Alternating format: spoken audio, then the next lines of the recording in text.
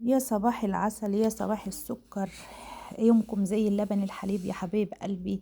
بداية كده يا حبيب قلبي، نصلي على النبي، اللهم صل على سيدنا محمد وعلى آله وصحبه وسلم تسليما كثيرا. يلا يا حبيبتي قومي، يلا تنشطي، يلا وقومي معايا. اعملك شوية رقاق كده، تراي كده زي اللي انا هعملهم دول.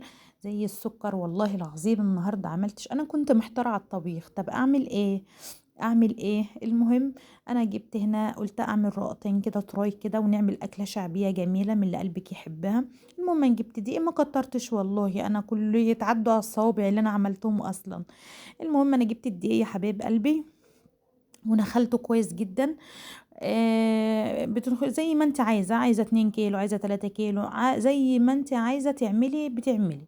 المهم انا جبت هنا معلقتين سمنة من اللي هي الروابي العادية ديت، وحطيت عليها 3 مكعبات زبدة. ريحة يا جماعة، اقول لكم ما اقولكوش عليها بصراحة، زبدة انا كنت عاملاها لسه النهاردة، بصراحة كانت زي السكر. وحطيت شوية زيت، واللي انتوا شايفينه ده يا بنات اسمه خض. الخض دي اللي بيطلع مني في الزبدة، اللي انتوا لو هتشوفوها في الفيديو هتلاقوني بطلعه في الفيديو. بقعد الف في الزبده كده لحد ما الخض ده بيطلع، بيخلي الرقاق في حته تانية خالص. ريحه وطعم ونفس، حاجه بصراحه غير طبيعيه. واللي انا بحطه ده دوت قدامكم ده لبن رايب. هو الرقاق ما بيتعملش الا باللبن الرايب يا بنات، زي ما قلت لكم قبل كده. بس علشان انا كنت مره كنت مستعجله، فعملته بلبن حليب، اللي هو بينفع ده وده برضو، بس الاحسن واللي بيخلي له نفس ونكهه احلى برضو، بيخليه طري زياده عن اللزوم. هو اللبن الرايب ده، اللي هو انت بتجيبي اللبن اصلا وبتروبيه عادي يعني، وبتطلعي القشطه منه. ان كنت بتعمليها بتاكليه قشطه عادي بلبن رايب، ممكن تعملي القشطه بتاعته زبده. اتشطري يا بنوته، اتشطري واعملي، وهاتي لبن وروبيه، وما تشتريش حاجه من بره، انت بايدك تعملي كل حاجه وكل اللي في نفسك اعمليه، ما تقوليش على حاجه ما بعرفش. المهم انا هنا يا حبايب قلبي كنت خلصت عجين. بتفضلي تعجني في العجينه لحد ما تسيب من ايدك خالص، وتبقى البوله اللي انت بتعملي فيها او العجانه اللي انت بتعجني فيها تكون ما يكونش فيها اي دقيق، ولا تكون فيها عجين ملزق ولا اي حاجه. وانا غطيتها بكيس زي ما انتم شايفين كده. ارتاحت حوالي بس 10 دقايق علشان اعرف اقطعها في الصواني. المهم انا هنا بدات اقطع رشيت على الصينيه دقيق، شويه دقيق كده عشان ما تلزقش، ما بتكتريش برضو عادي، بتخففي الدقيق على قد ما بتقدري. المهم انا بقطع زي ما انت عايزه الرقاق كبيره، عايزاها صغيره، عايزاها مش في بقى عارفين المكنه بتاعه العيش اللي هي بتخبز العيش العادي، اللي هو العيش البنات اللي مش عارفاه. اسمه عيش بط، بتخبز كده بالطول كده، هو بيبقى دقيق غله عادي، وبتعجن بميه وخميره وشويه ملح بس، وبتسيبيه يخمر وبتعجن. البنات بقى الناس حبايب قلبي اللي عارفينه، انت ممكن تعملي الرقاق برضو بالمكنه دي، برضو بيبقى جميل وبيبقى سهل في السندوتشات. كده او كده هو بيبقى حلو، وبيبقى بنفس النتيجه وبنفس الطعم. ما بيقولش لا خالص، انت المتاح معاكي اعمليه. اهم حاجه ما تقوليش على حاجه ما بعرفش. المهم يا بنات، انا هنا قطعت اهوت الرقاق زي ما انتم شايفين كده. وبرضو هغطي الصينيه بتاعتي بعد ما قطعتها بكيس، وحاجة مثلا فوطة او اي حاجة عندك المتوفر. اهم حاجة تكون حاجة نظيفة بتغطيها زي ما انتوا شايفين كده، انا مغطيها بالكيس. ليه بقى؟ دي بتخليه العيش يرفع شوية او يرخم معاكي شوية، انك تعرفي تبططيه، ما يوجعش ايدك وايه، وما تتعبيش يعني في الخبيز وكده. انا هنا بدأت، كنت ولعت الفرن ومسحته كويس جدا، وجبت الطبلية. انا عشان هنا كنت بعمل لوحدي يا بنات، فكنت يعني ايه، بعمل كمية كده واركنهم في جنب، واقوم ايه مخبزاهم في الفرن، وارجع اوطي الفرن تاني. معلش انا عشان ولادي صغيرين برضو، فاللهم لك الحمد والشكر على نعمة ربنا. المهم ايه، انا هنا بدأت ان انا ازرق العيش. هي بس عشان اول مرة دي كانت لازقة معايا شوية، لان هو كان جه مرق مني شوية. بس انا الحمد لله قدرت اتحكم فيه يعني. عشان كده لو تلاحظوا هتلاقوني انا مفردة الصينية، انا بحبه مرق شوية علشان اعرف ما يتعبش ايدي برضو، ويبقى سهل معايا في التبطيط والخبيز.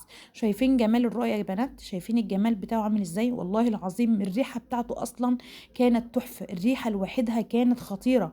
ومن القعر بتاعه جميل، والوش بتاعه احلى. انت هنا بتهدي الارض، القعر بتاع الفرن، بتهدي من تحت وبتعلي شوية من فوق. اهم حاجة ما بتعليش قوي عشان ما يتلهفش منك، وما بتوطيش قوي عشان ما ينشفش منك ويطلع ايه، ناشف. انت بتعلي من فوق بس ياخد اللون، وبعدين بيطلع معاكي طري بقى وجميل زي ما انت عايزه. هنا بقى طبعا انا كان عندي تونه. المهم انا عملت التونه ديت، جبت بصلايه وقطعتها خرطتها خرط صغيره كده، وشويه زيت صغيرين خالص، وجبت طماطمايه وقرن فلفل وقطعتهم زي سلطه كده. وبعد ما البصله اتشوحت نزلت بعلبه التونه. بصراحه طعمها جميل، وبتحطي ملح وكمون وشطه حسب الرغبه، وتعصري ليمونه. بصراحه بتبقى طعمها جميل. وعملت هنا برنجان مشوي جميل جدا، وفول، وفقشت بيض زي ما انتم شايفين كده. وديت علبة تونة تانية أنا عملتها بليمون وملح وكمون، بس مش أكتر. دي التونة اللي أنا عملتها يا جماعة معاكم في الصلصة، والفول وطماطم والرقاق. والله العظيم النهاردة كانت أكلة زي السكر، زي السكر كده والله. وما خدت وقت مني، مش هقولك خدت وقت، والله العظيم ما خدت وقت. وكانت جميلة جميلة جميلة، وبألف هنا وشفا. كلنا وشبعنا والحمد لله، وحمدنا ربنا على نعمه، على نعمه الكثيرة. والله العظيم احنا أصل كل يوم مش هنقعد، احنا محتارين. كل يوم لازم في تغيير وفي تجديد. كل يوم بقى يعني ريحي شويه من الرز، ريحي من الفراخ، ريحي من اللحمه. ما هو انت لازم تغيري يا حبيبتي، لازم تغيري والله العظيم. واراهنك ان انت لو عملتي الاكله دي والله العظيم مش هتبطلي تعمليها اصلا. اهم حاجه يا حبيبتي تصلي على النبي وتدخلي تعملي الاشتراك على صفحتي المتواضعه الجميله دي. صدقيني شرف ليا كبير والله انك تدخلي تتابعيني وتعملي لي اشتراك، وتتابعيني عشان يوصلك كل جديد. صلوا على النبي يا حبايبي.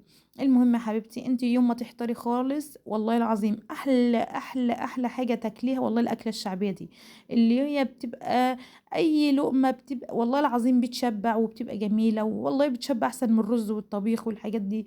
ومهما كان برضو بتبقى خفيفه عن الرز برضو، فاهمين؟ المهم يا حبايب قلبي، انا هنا كنت عندي اللبن اللي انا بقول لكم عليه. انا هنا عايزه اطلع القشطه بتاعتي. اللبن هنا راب، وانا هطلع القشطه بتاعتي هنا قدام زي ما انتم شايفين كده، بطلعها بالراحه. وبعد كده انا هلفها، هفضل الف فيها لحد ما هتبقى زبده معانا. انت بقى انت بتشتري اللبن، تقدري تعملي انت العمل دوت، بدل ما تروحي تشتري الزبده ب 300 جنيه، والجبنه ب 90 جنيه والكلام. انت بتجيبي 3 كيلو لبن بيبسطوكي والله. 3 كيلو على المره دي، على المره الجايه 3 كيلو، لحد ما بتعملي انت بتستفادي من الجبن. بتعملي جبنه وبتاكليها، عايزه تعملي رقاق باللبن الرايب بتعملي، عايزه تعملي قرص باللبن الرايب برضو بتعملي. بتستفادي من شويه اللبن اللي انت بتجيبيهم والله العظيم، بيبقوا زي العسل. ومش يعني شوفي كل حاجه في اللبن، او في التلاتة كيلو اللبن اللي انت هتجيبيهم دولت هتستفادي بيهم. هتطلعي الوش هتعملي قشطه، وممكن تعملي منهم وتعملي منه زبده. اللبن الرايب هتعمليه يا تطبخي بيه حاجه، يا تخبزي بيه حاجه، اي معجنات، يا اما بيتاكل عادي. ان عملتي زبده وفضخض ممكن تستعمليه في الرقاق، وممكن تستعمليه تعملي شويه مش وتحطي جبنه حادقه.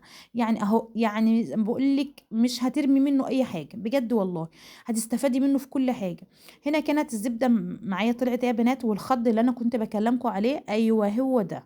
ده الخض اللي بيطلع من الزبده بيخلي اللي انا بعصره ده هي دي كده الزبده طلعت مني. انت بتقعدي تلفي فيها كده لحد ما ايه، ما بتجمد معاكي، وبتطلع بسهوله خالص خالص خالص، ما بتاخدش وقت خاصه في الشتاء ده.